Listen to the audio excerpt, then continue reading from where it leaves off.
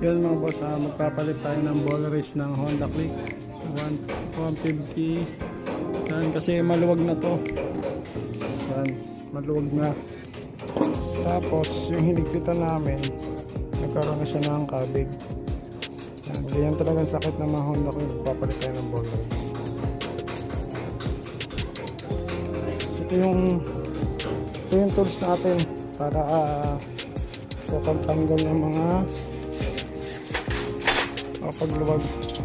Yung tools natin yung ginagamit para iwas sa masira yung nut ng tipos.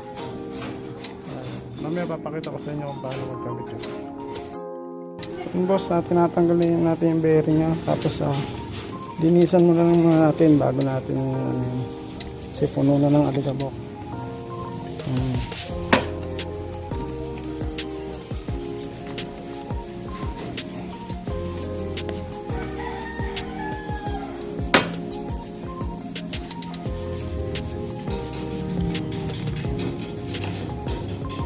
Ganito siya boss pag yan,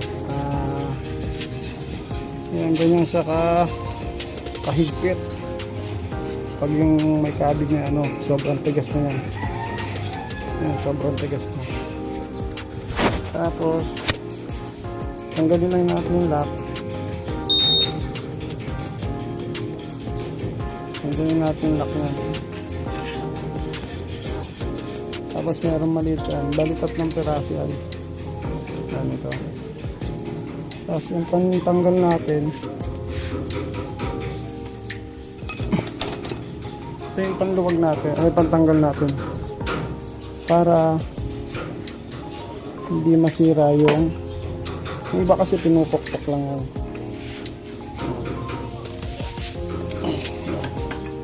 Yung panluwag natin. Yan boss, natanggal na natin yung bearing, ay yung nut sa tipos. Yan, kaya kumakabig na siya. Grabe, puro kalabang na, saka wala ng grasa. Tuyong-tuyo na. Saka talaga nagpapalit din sa pagod at sobrang tagal na. Sobrang hindi na nakadipit ko. 3 years na rin kasi ito bago napalitan, kaya solid na rin.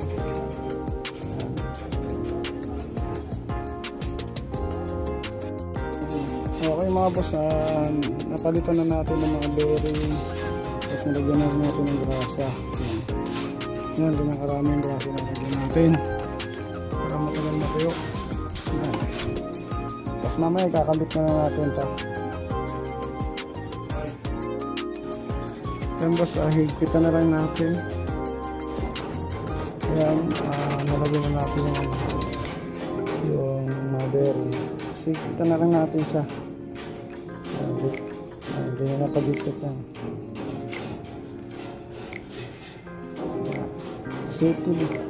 Safe na safe yung nut natin. Yan. Hindi siya basta-basta nasisira.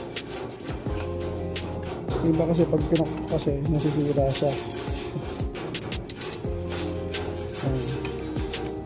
Nasisira siya pag pinukpok. Yung nut natin nagbubusa-busal. Kaya dapat talaga mas maganda may tools ka talagang ganito para hindi masira yung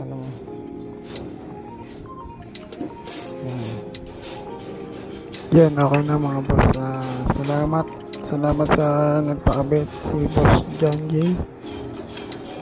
Yan, okay na to mga boss, tapos na to. Babalik ko na lang yung mga parts nito. Salamat sa mga nanood, salamat Boss John J.